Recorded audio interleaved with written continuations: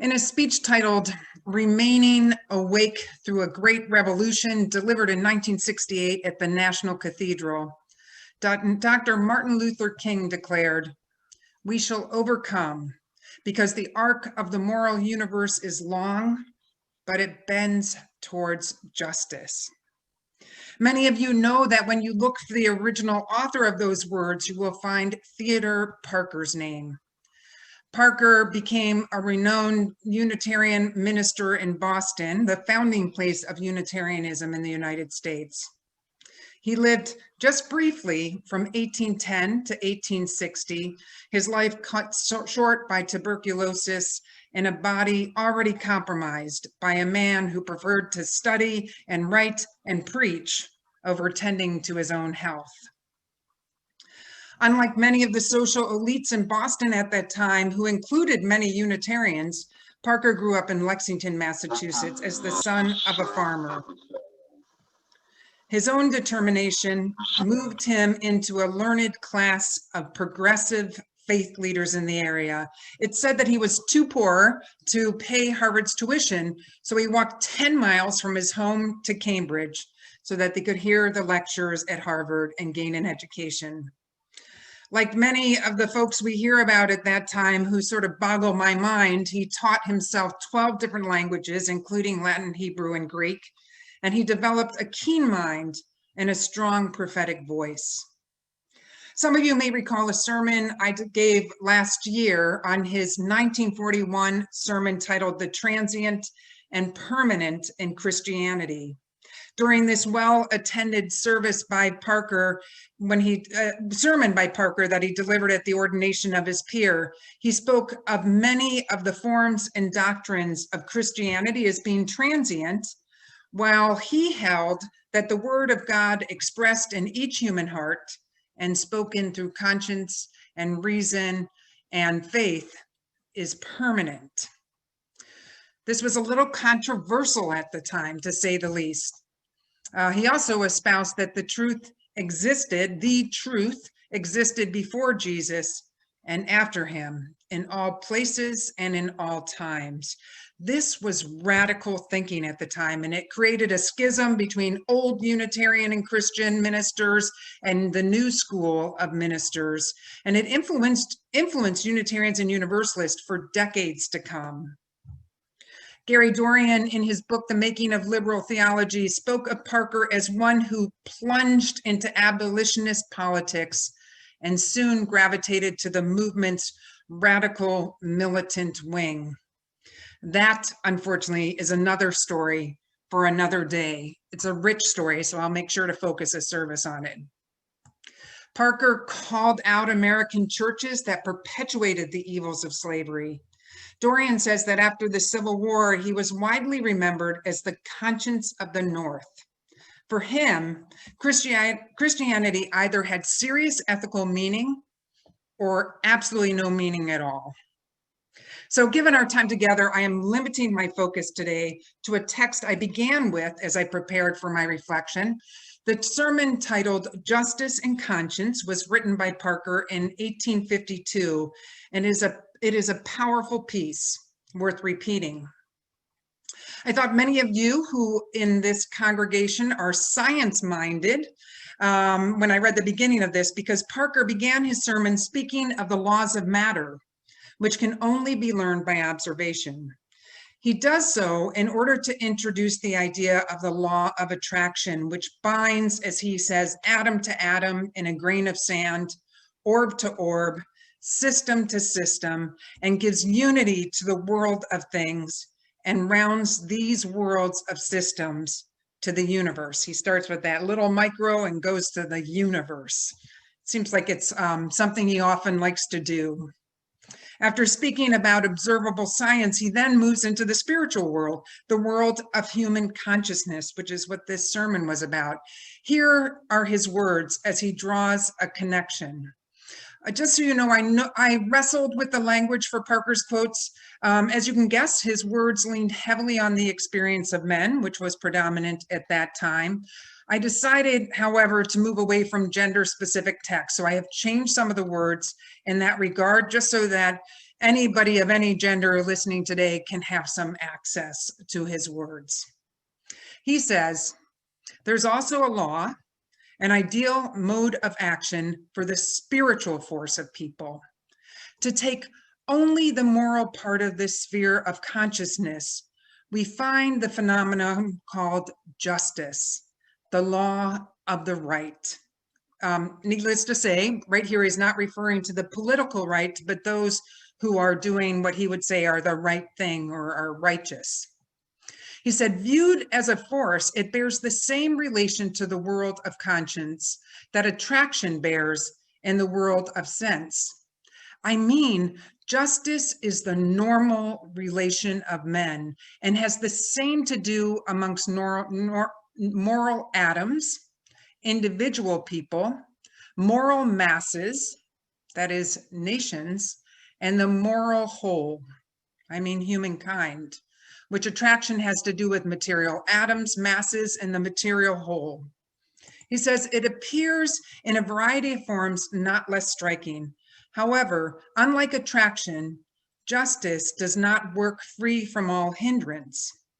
It develops itself through conscience agents that continuously change and pass by experimentation from low to high degree of lives and development to bring higher forms of justice.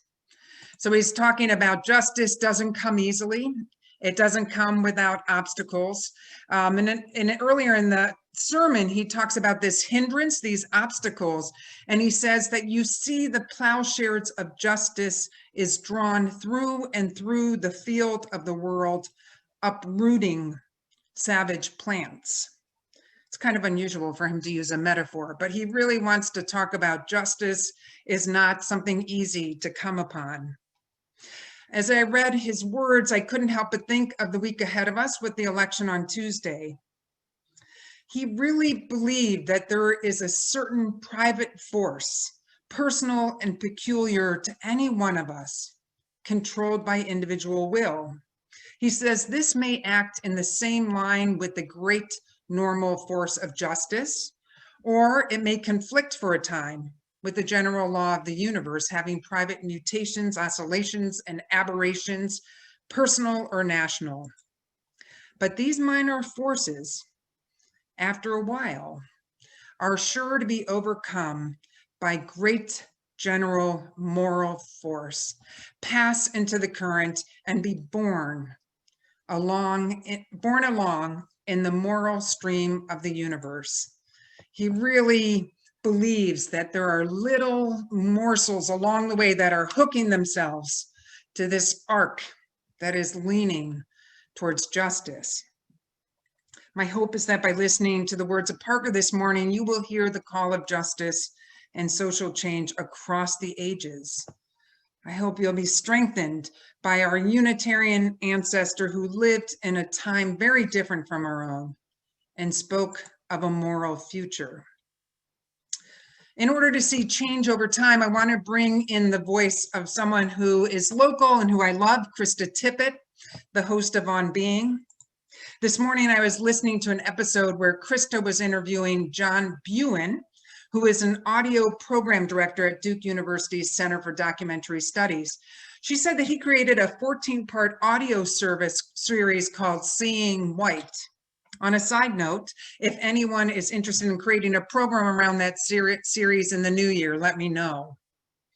Tippett, who was a keynote speaker at one of our Unitarian Universalist Association's General Assemblies several years ago, begins the interview in an uncommon way. She takes the liberty to insert her thoughts on this period in time. She says, well, first of all, just to say it's really important to me that my sense of our audience is that all kinds of people are listening. People who are listening vote Democrat, and people who are listening vote Republican.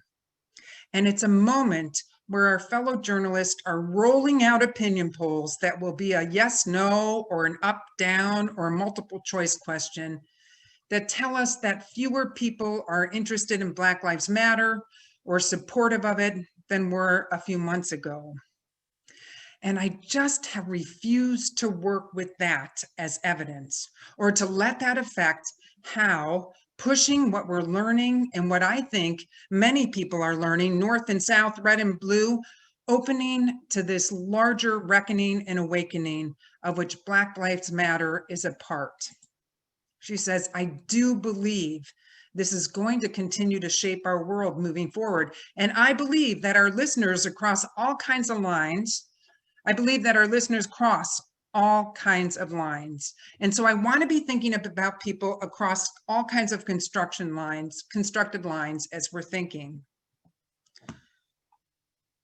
She says, I think not everybody, but more and more diverse people than we imagined or than the news gives us an impression are taking up this challenge of learning, questioning themselves, creating a world they want to see their children live in, and are up for the challenge of being the generation of our species that is ready to grow up. Isn't that nice to know we're in the generation of the species that is ready to grow up? She says, I really believe it, but more than that, I'm ready to throw my energy behind it. I think it's important as we head into these next few days to watch out on those sort of small news tidbits, those pieces of the ups or downs or the yeses or the nos. Take a breath and imagine that we are in a moment. We as Universalists, Unitarian Universalists, we believe in the evolution of thought. Coming to terms with the system of white supremacy that our nation is built on is something that we as Unitarian Universalists have taken as a deep calling of this time. Parker says, I learned justice, the law of right, the divine rule of conduct for human life. I see it not as an external fact, which might as well not be at all as be, which might as well not be at all as be, or might have been, his language is quite hard to actually read, so bear with me, or might have been supplanted by its opposite. But I see it as a mode of action, which belongs to the infinitely perfect nature of God. It also belongs to my own nature. And so it's not barely over me, but it's in me, it's of me, and it's for me. He doesn't externalize this growing desire for evolution. He says, I can become coordinate with that and not merely subordinate. Thereto, I find a deep, permanent, and instinctive delight in justice, not only the outward effects, but in the inward cause. And my nature, I love this law of right, this rule of conduct, this justice with a deep and abiding love. He says, I find that justice is the object of my conscience, fitting that as light the eye and truth the mind. There is perfect agreement between the moral object and the moral subject. Finding it fits me thus. I know that justice will work my welfare and that of all humankind. You'll see that he attributes justice to God. He was definitely a theist, even though he questioned many of the Christians at that time. And he really believes God is a God of justice. He continues, every person in the world is morally related to each and all the rest. Justice is the common human bond. It joins us also to the infinite God. Justice is his constant mode of action in the moral world. So much for justice, viewed as objective, as a law of the universe, the mode of action of the universe, moral force, universal moral force. His words are of faith and action in the world of government and of God's greater law of justice. Once again, his words resonate with what feels like is emerging after these past few years of unprecedented conservative backlash, at least in my lifetime. He says that people are not satisfied with any form of government or statute law until it comes up to their sense of justice. So he says every progressive state revises its statutes from time to time, and at each revision comes nearer to the absolute right which humankind demands. Humankind revolutionizes constitutions, changes and changes, seeking to come close to the idea of justice, the divine and immutable law of the world. It makes me curious about what might happen if we have a change in our presidency at this time. Will humans try to change some of the critical documents that and laws that are holding us right now? And then we come to that beautiful language, that language of the original arc of the universe, which he argues that right, meaning justice, will prevail. He says, look at the facts of the world.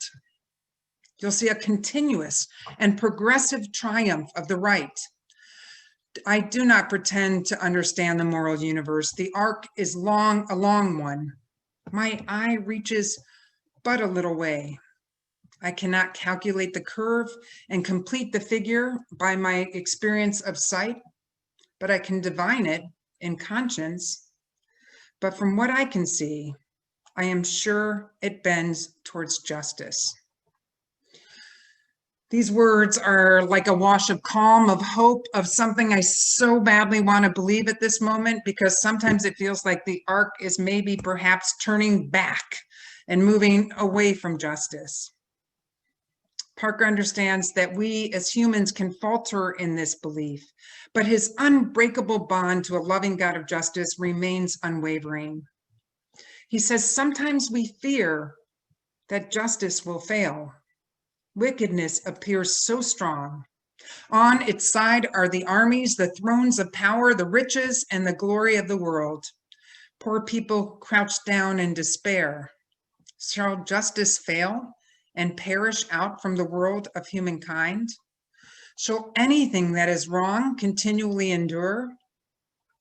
He says, never fear that a just thought shall fail to be a thing. The power of God, the wisdom of God, and the justice of God are on its side, and it cannot fail. No more than God himself can perish. Wrong is the accident of human development. Right is the substance of humanity. Justice, the goal we are to reach. So what I loved about the On Being conversation that I listened to this morning was that Tippett and Buin spoke about shifting tides of understanding around white supremacy and how white people in America are in numbers never seen before, recognizing that how history has been whitewashed and how whiteness was so normative for white folks that it literally was not acknowledged or examined. They do a beautiful job of really looking at their own childhoods, and I'll attach a link to that show when the email goes out about this service. But Tippett spoke about this time of growing knowledge of brain science, which is helping us understand how prejudice is taught and how it can be overcome. Just think of 4 years ago when to say Black Lives Matter was risky business. Now you see it on the t-shirt of professional athletes and prevalent in all forms of social media. My mom directed me to a Vanity Fair piece that was written in 2018 by Jon Meacham. The article is on the competing American stories of Trump and his predecessor, Barack Obama. In the article, Obama is quoted as saying, things are never as good as we think when they're going well, and they're never as bad as we think when they aren't. There's always been a darker aspect to America's story. It didn't start with the current administration. When you look at the arc of America's history, there's always been a push and pull between those who promote the politics of hope and those who exploit the politics of fear. Obama insists, and we've talked about it here as well, that we tell a story that is a counter narrative to fear. Parker, our predecessor from so many years ago, had a similar view of humanity. He was able to criticize the hypocrisy and injustice he saw around him, while at the same time empowering the people who heard him to not give up hope and to understand the long-term view of justice making. From that same service on justice and conscience, he says, but in human affairs, the justice of God must work by human means. You and I may work with God, and as on the floor of the Pacific Sea, little insects lay the foundation of firm islands, slowly uprising from the tropical wave. So you and I, in our daily life, in house or field or shop, obscurely faithful, may prepare the way for the republic of righteousness, the democracy of justice that is to come. Our own morality shall bless us here, not in our outward life alone, but in the inward and majestic life of conscience. All the justice we mature shall bless us here, yea, and hereafter. But at our death, we leave it added to the common store of humankind. Even the crumbs that fall from our table may save a person's life. You and I may help deepen the channel of human morality in which God's justice runs, and the wrecks of evil, which now, check the stream, be bore off the sooner by the strong, all-conquering tide of right, the river of God that is full of blessing. There's a lot more to say about Parker and the hopeful voices like Obama and Krista Tippett to help us understand how this pull and push of history can impact us, and how we can name today within that long arc of justice. I want to close with the conversation of Tippett and Buden as they come to an agreement on the way that more and more people are now relearning history and coming to understand that the narrative we were told in the past needs to be changed.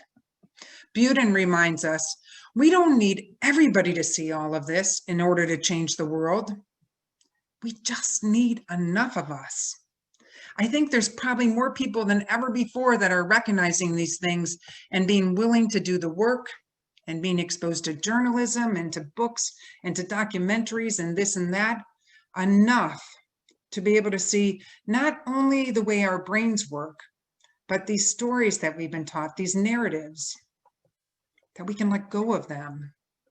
This moment of deep crisis is alarming and scary, but also somewhat hopeful and hope-inducing. It is moments of deep crisis that have been the moments when societies have often been able to take these bigger turns and pivot and do something very differently, and to take on and to shed some of their and actually to adopt some ideas that were considered fringe and radical just a few years before. Because now we see the necessity, in fact, of adopting those ideas and those ways of being. Now we see the necessity, and how unfortunate it takes us to a point such as this before we can see. I hold on firmly to the words of Parker, made universal by Dr. Martin Luther King. I do not pretend to understand the moral universe. The arc is a long one.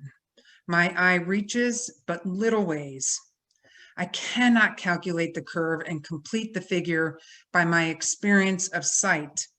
I can divine it by conscience, but from what I see, it sure bends towards justice.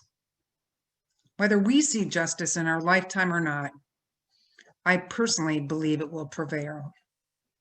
Blessed be, and amen.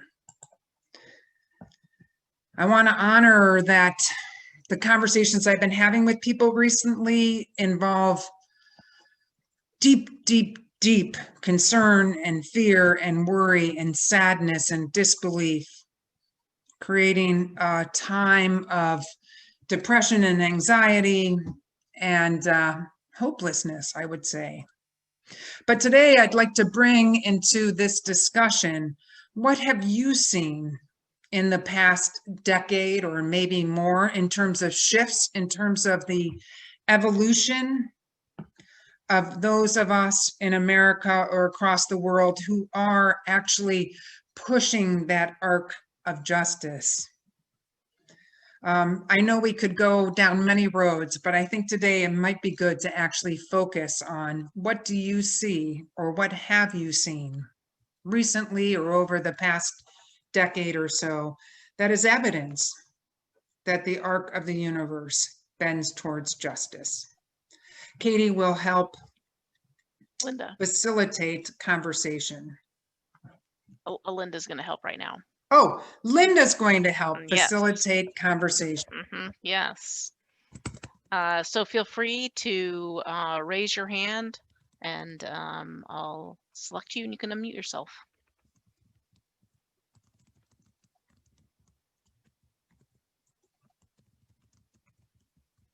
Okay, either. I'm here, Marie.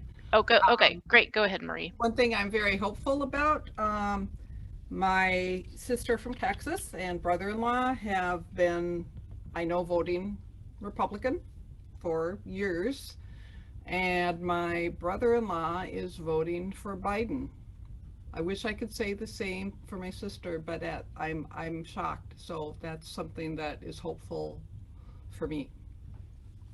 Thanks, Marie. Becca. Hello. This isn't necessarily a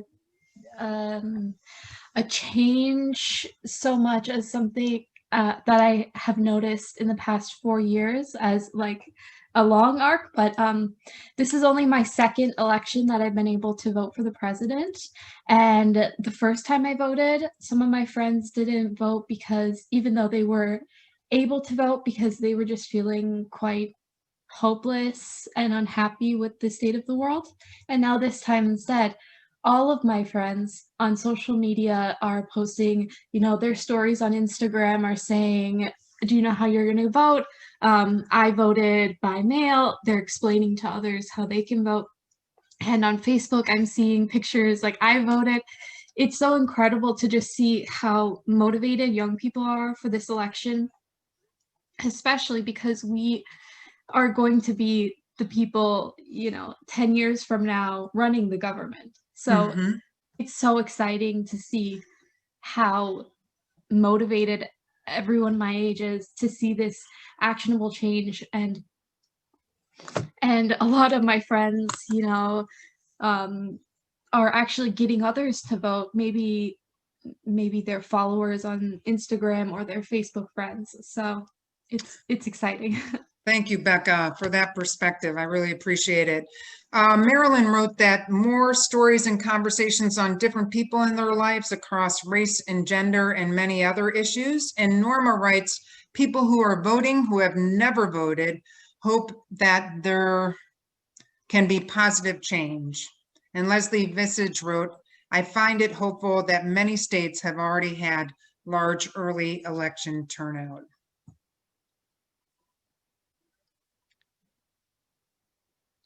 I'm not seeing any other hands, but if I've missed you, feel free to go Jan raised her hand, and it looks like Marie may too, and then we'll. Okay. Jan, go ahead. I've just,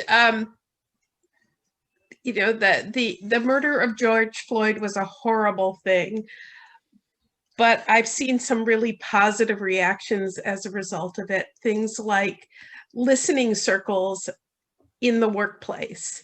And people really feeling more empowered to tell their stories and how white supremacy and racism affect them on a daily basis. Thank you, Jan. Kathy Burek writes, I'm encouraged by the tremendous support for you, the vote. Marie, did you have your hand up? Okay.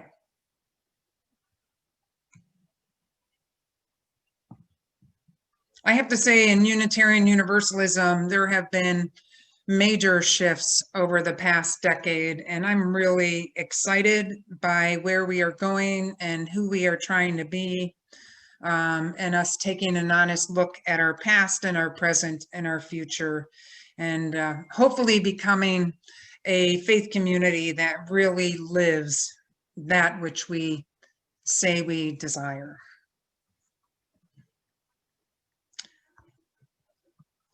Okay, I have selected as a closing hymn, one that we've not sung for a while. First, it's because of the words. I actually remember when I first started at Michael Servetus,